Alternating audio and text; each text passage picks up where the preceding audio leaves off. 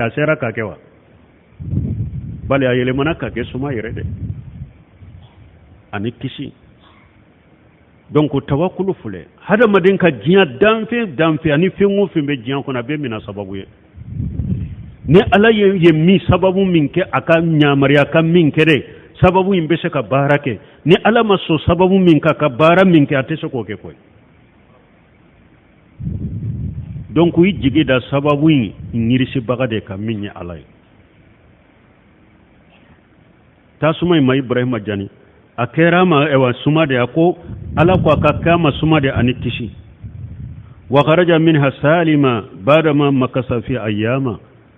bon kasiri ko ibrahima bora tasuma kuna kisile akelen ko fe katile damado ko yakono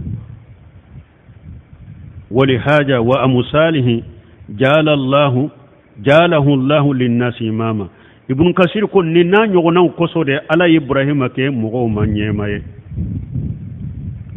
fa innahu bajala nafsahu lirrahman ibrahima ya yeredi alama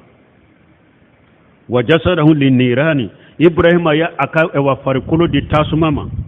wa sagabi waladihi ibrahima ya fonnan shirake ni awa akadenye li qurbani ka ke kantigali fenya alay alade ya kumma bo bena suratu safati kono wa jala malahu lidiafani ibrahima ya kanna fulo di aya kanna fulo ke kadunan mbonyanai wali haja ninde kosun istama ala mahabbatihi jami'u ahli al-adyan nindo kuso dina tigi be jiyan kono abe bennaka ka ibrahima kanu yahudiya ko ibrahima yahuda de nasara ko ibrahima nasara de ala di galonti ma kana ibrahima yahudiyya wala nasraniyya walakin kana hanifan muslima wodiya to dina tigi be farala nyogon ka ibrahima kanu aye joyoro mununte wala mbalimaw ni ibrahima min fule ni ajanina afilila tasuma kono tauhidi kama me ona tabe fo kato o ibrahima sa a hakili masigi tauhidi kola a hakili masigi alede ko wajinibuni wa baniya anna budali asnama akon tigi ala ne koloshi iki mabon anin don an kana boli bato de nkoloshi kin tanga ka bo boli bato man nin don ka soro ale filila tasuma kono ka farikolo di tasuma ma ka yere di alama tauhidi joli de kama mi hari bi fo ka to so hakili masigi tauhidi ko koro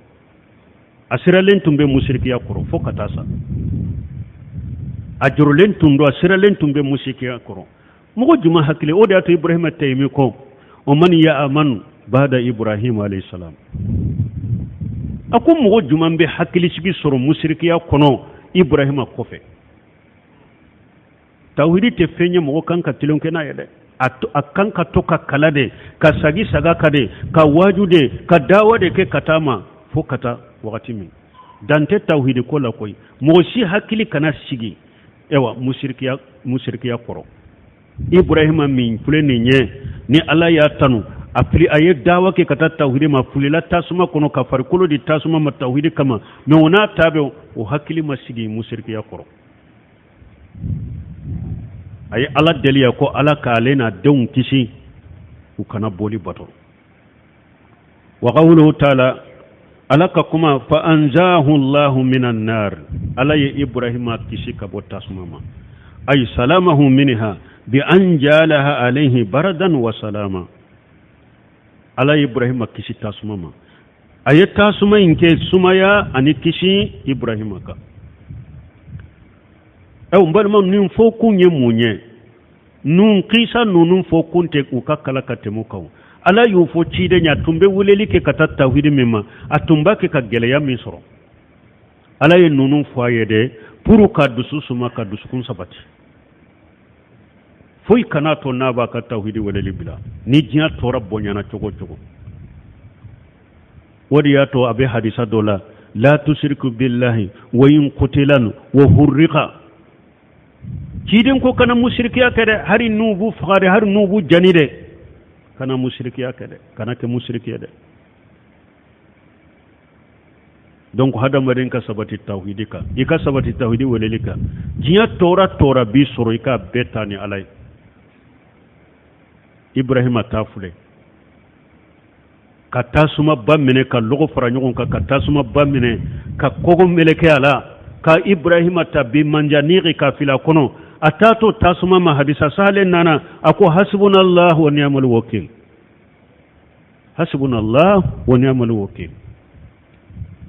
ibrahima ye nin de fo tuma mu ya fili tasuma kɔnɔ tuma mi ciden fana unana fɔ a ye ko maka kafirun k'u ye farala ɲɔgɔn kan aw muminu kama k'u bɛna aw bɛɛ faga madina ciden ni muminu ko cogo di hasbunallah wa ni'mal wakil ibrahima y'a fɔ ala y'a tanga ciden ni sebaw y'a fɔ ala y'u tanga jugu minnu tun farala ɲɔgɔn kan ka hakilina jugu ta k'u bɛ sagi kana ka muminu tɔ dafa ka bɛɛ faga ala ye siranya bilu dusukun kɔnɔ u sagɛra u mana tuguni